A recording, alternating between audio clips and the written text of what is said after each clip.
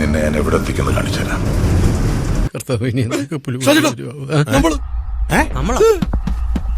അയ്യോ അയ്യോ കർത്താവ് തന്നെ രാജ്യദ്രോഹി എന്നൊക്കെ പാപ്പാ നമ്മളിത്ര ഇവിടത്തെ ഫേമസ് ആയ കർത്താവെ നമ്മളെ പോലീസ് പിടിക്കുന്നാണോ തോന്നുന്നത്. കാര്യങ്ങളൊക്കെ കൈവിട്ട് പോയെന്ന് ദിനേശ. എമ്പുരാന്റെ പുതിയ പതിപ്പ് ഇറക്കുന്നത് 17 വെട്ടല്ല 24 വെട്ടിന് ശേഷമാണ്. ഇതൊക്കെ ഭയങ്കര ക്രൂരതയാണ്. ഒരു മേക്കറിന്റെ സ്വാതന്ത്ര്യത്തെ നിങ്ങളൊന്നും ഇങ്ങനെ ചോദ്യം ചെയ്യാൻ പാടില്ല. നമ്മൾ എന്ത് കഷ്ടപ്പെട്ട് ഷൂട്ട് ചെയ്താണ്, ഗ്രീൻ മാറ്റിൽ ഷൂട്ട് ചെയ്തിട്ട് VFX ഒക്കെ എത്ര കാശ് മുടക്കി ചെയ്താണ്. ഇങ്ങനെ ഓരോ സമയത്ത് ഓരോന്ന് കട്ട് ചെയ്യാനൊക്കെ പറഞ്ഞു കഴിഞ്ഞാൽ എന്താ വെട്ടിക്കളയും.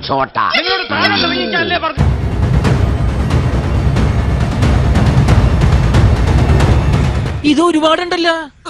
അതല്ലേ ഞാൻ പറഞ്ഞത്, ഒരുപാടുണ്ടെന്ന്. മതചിഹ്നങ്ങളുടെ പശ്ചാത്തലത്തിൽ വാഹനങ്ങൾ കടന്നു പോകുന്ന സീനടക്കം വെട്ടി. പ്രധാന വില്ലൻ കഥാപാത്രത്തിന്റെ പേര് ബൽദേവ് എന്നാക്കി. നന്ദിക്കാടിൽ നിന്ന് കേന്ദ്രമന്ത്രി സുരേഷ് ഗോപിയെ ഒഴിവാക്കിയിട്ടുമുണ്ട്. മൂഡ് പോവും സമീറ. നിങ്ങൾ എന്താണ് ഈ മൂടും പോട്ടെ, മലയാള സിനിമ നശിച്ചു പോട്ടെ. അത് 2 മിനിറ്റും ചെറിയ സെക്കൻഡും മാത്രമാണ് ആ സിനിമയിൽ നിന്ന് മാറ്റിയിരിക്കുന്നത്. ഇത് വേറെ ആരുടെ നിർദ്ദേശപ്രകാരമൊന്നുമല്ല, ഞങ്ങളുടെ സ്വന്തം ഇഷ്ടപ്രകാരം തന്നെ ചെയ്തിരിക്കുന്നതാണ്. സംശയമൊന്നുമില്ലല്ലോ. ഞങ്ങൾ എല്ലാവരും ഈ സിനിമയെ മനസ്സിലാക്കിയിരിക്കുന്നതാണ്.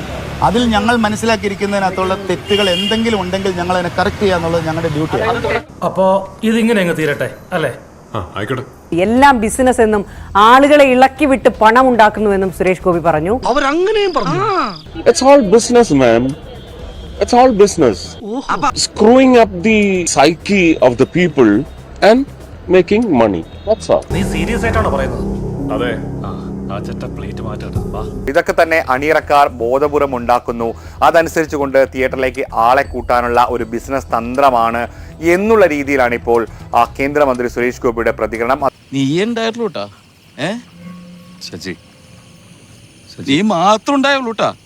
സജി ഈ സിനിമ പുറത്തിറങ്ങാൻ സുരേഷ് ഗോപി വലിയ രീതിയിൽ സഹായം നടത്തിയിരുന്നു. പക്ഷേ പിന്നീട് ഈ വിവാദങ്ങൾ വന്ന സമയത്ത് സുരേഷ് ഗോപി തന്നെ അണിയറക്കാരോട് തന്റെ പേര് ടൈറ്റിൽ കാർഡിൽ നിന്നും മാറ്റണം എന്നുള്ള ഒരു ആവശ്യം മുന്നോട്ട് വെച്ചിരുന്നു.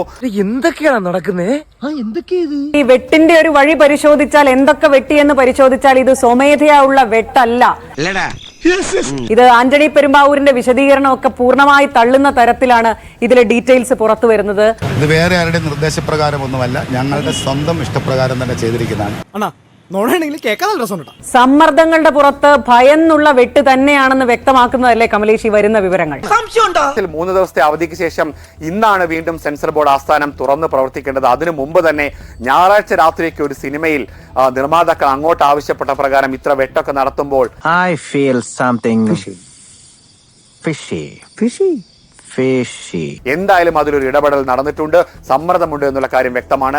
അതൊക്കെ ഈ PP ശശിയുടെ നാടൻ ശൈലിയല്ലോ. NIAക്ക് എന്തോ ഒരു പ്രത്യേകമായിട്ടുള്ള പ്രിവിലേജ് ഉണ്ട് എന്ന മട്ടിലാണ് സുജയ് പറഞ്ഞത്. NIAയുടെ ചിഹ്നം ഉപയോഗിച്ചു, NIAയുടെ പേര് ഉപയോഗിച്ചു. കേരള പോലീസിന്റെ ചിഹ്നം ഉപയോഗിച്ച തെറ്റല്ലേ?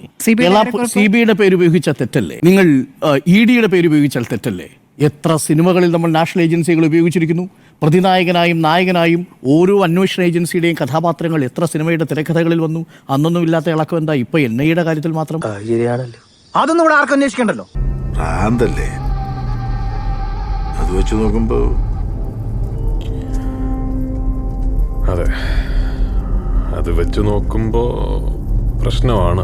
യഥാർത്ഥത്തിൽ എന്താണ് ഇവിടെ സംഭവിച്ചുകൊണ്ടിരിക്കുന്നത്? ഇതൊരു നവഫാസിസത്തിന്റെ ഇന്ത്യൻ പതിപ്പാണ്. അതാണൊരു പേടി. അല്ല, പേടിയല്ല, ഒരു ഭയം. ഭയം. നമ്മളുടെ രാജ്യത്ത് പ്രവർത്തിച്ചുകൊണ്ടിരിക്കുന്ന ഫാസിസ്റ്റ് മിനിയേച്ചറിന് അഥവാ നവഫാസിസ്റ്റ് സ്വഭാവത്തിന് സ്റ്റേറ്റിന്റെ പാട്രണേജ് ആവശ്യമില്ല. അത് സ്വയം പ്രവർത്തനക്ഷമമായ ഒരു ഫാസിസ്റ്റ് സമൂഹമായി നമ്മളിൽ പലരും മാറുന്നു എന്നതിന്റെ തെളിവാണ് ഇന്നിപ്പോൾ ആ ഭയം ജനിപ്പിക്കുന്നത്. 100% ഞാൻ യോജിക്കുന്നു. നവഫാസിസത്തിന്റെ ഏറ്റവും പ്രധാനപ്പെട്ട ലക്ഷണങ്ങളിലൊന്ന് വിമർശനങ്ങളോടുള്ള വല്ലാത്ത അസഹിഷ്ണുതയും ആ അസഹിഷ്ണുതയിൽ നിന്ന് വിയോജിപ്പുകളെ വിദ്രോഹമായിട്ട് കണക്കാക്കുകയും ചെയ്യുന്നതാണ് എന്ന് ഉമ്മട്ടോ എക്കോ എഴുതിയിട്ടുണ്ട്. ഇതാണ് ഇവിടുത്തെ വ്യവസ്ഥിതി. We are living in a very cruel society. ഇവിടുത്തെ ക്രമസമാധാന നില ആകെ തകരാറിലായിരിക്കുന്നു. നിൽപ്പച്ചന് മനസ്സിലായില്ലേ? ഞങ്ങൾ ആരെങ്കിലും നിങ്ങളോട് റീസൺസ് ചെയ്യാൻ പറഞ്ഞു?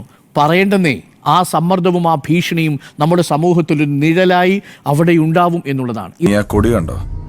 അതിന്റെ നിറമാണ് ഈ മണ്ണിന്. നീയൊക്കെ എത്ര ചോര വീഴ്ത്തിയാലും ഈ മണ്ണിനെ ചൊമ്പിക്കാനാവൂല. ഖേദം പ്രകടിപ്പിച്ചുകൊണ്ടുള്ള മോഹൻലാലിന്റെ ഫേസ്ബുക്ക് പോസ്റ്റ് പൃഥ്വിരാജും ആന്റണി പെരുമ്പാവൂരും പങ്കുവച്ചിട്ടും മുരളി അവഗണിച്ചു. മാപ്പ് ജയം പറയൂല. അതെന്താ? ഇതാണ് അവസ്ഥ. ഏത് ഗുളിയം കയറിയ സമയത്താടോ ഞാൻ ഈ സിനിമ എടുത്ത് തലേ വെച്ചത്.